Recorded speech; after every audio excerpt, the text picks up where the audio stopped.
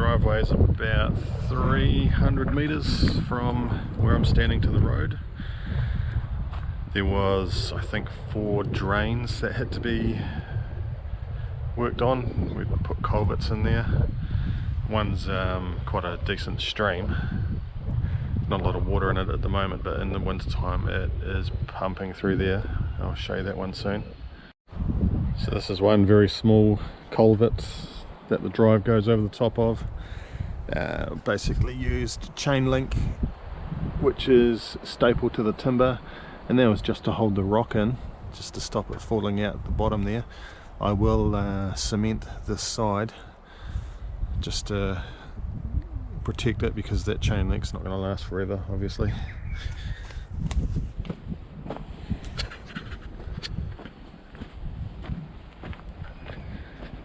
This is the other side that's been done already. Just use some old bricks and cement, and this cement is tied into the chain link. It's pushed right through there, so that's not going anywhere.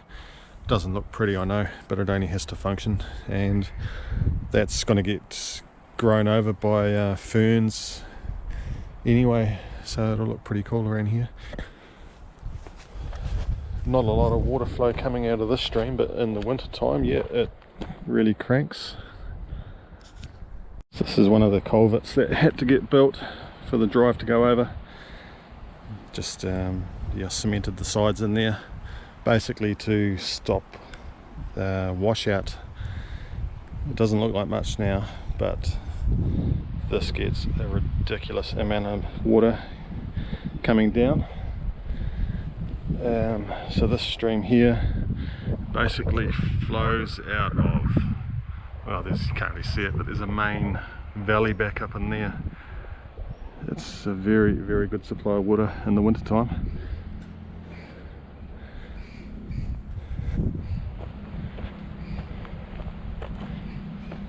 So there's the cement on the other side to stop the washout when it floods.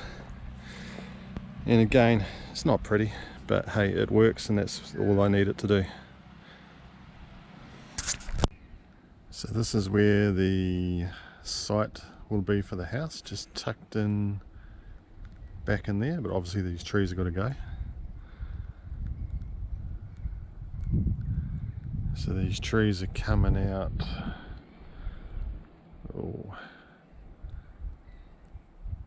about the middle of that frame there. So these ones along the fence line, they're all coming out. All these ones in the flat are coming out, and up the top of the hill, I'll go and have a look.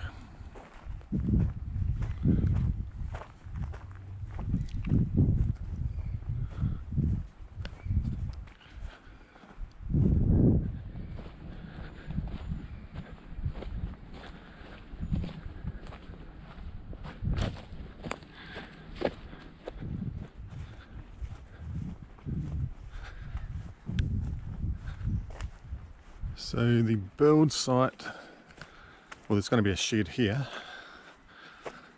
pretty much where I'm walking right now, and the house is going to go just back up there.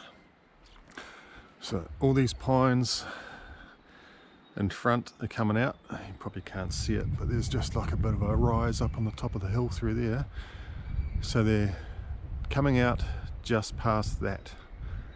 Obviously I don't want a tree to fall over and hit the house, so they've got to come back up to there, which is no drama. That should be happening hopefully this week.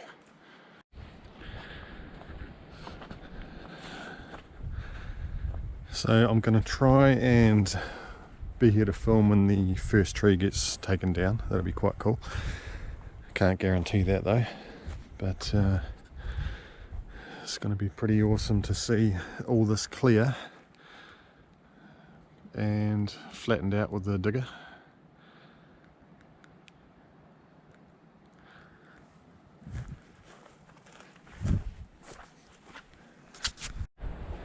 It's going to be a lot of work.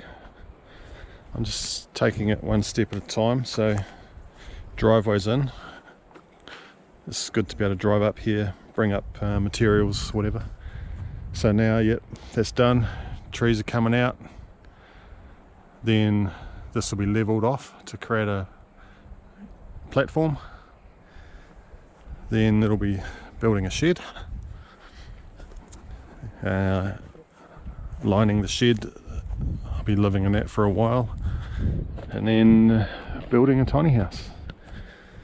So a lot of work, but it's enjoyable work, because when you're doing it for yourself, it's bloody good fun. So really quite looking forward to this. Oh yeah, I should have said. So I'm going to make a really big pond in here. This is a natural runoff coming out the valley up there. So I'm going to create a huge pond, well basically as big as I can. Put some walkways around it, leave these ferns. It'll look awesome. Get some fish in here, frogs will move in. So it'd be nice to have the edge of the house in there somewhere, have a deck or a walkway coming out around the pond. So the plan is to be completely off the grid, self-sufficient.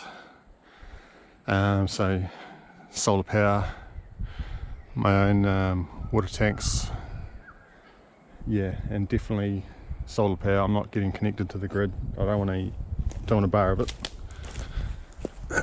So I intend to use the land to generate an income, but I won't go into that now. That's probably a couple of years away anyway. So yeah, I want to go off the grid, take a big step back, relax, so I've got more time to do this, and definitely more time to do this.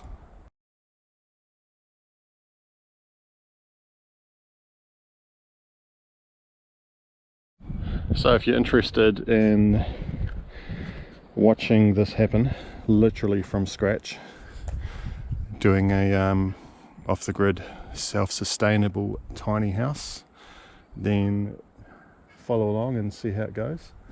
I'm definitely going to be learning a lot along the way. I've got good building experience, so that's not an issue, but yeah, it's going to be interesting.